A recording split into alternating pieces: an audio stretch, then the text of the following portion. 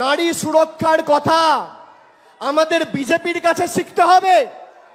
যে বিজেপির সরকার মণিপুরে দুজন জনজাতি মূলবাসী মহিলাকে বিভক্ত করে রাস্তায় হাঁটিয়েছিল, সেই মণিপুরের মুখ্যমন্ত্রী এখনো পদত্যাগ করেনি।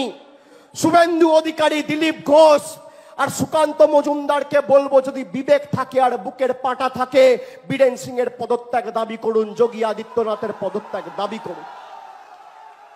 লজ্জা লাগে না? যাদের আমলে হাতরাস হয়েছে, যাদের আমলে উন্নাও হয়েছে, রাতারাতি এই সরকার নোটবন্দি করতে পারে, তাহলে ধর্ষণ বিরোধী আইন আসে না কেন?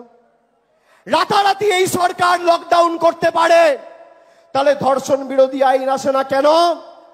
রাতারাতি এই সরকার অর্ডিন্যান্স এনে দিল্লির নির্বাচিত সরকারের ক্ষমতা কুক্ষিগত করে নিজের কাছে রেখে দিতে পারে, তাহলে ধর্ষণ বিরোধী আইন আসে না কেন?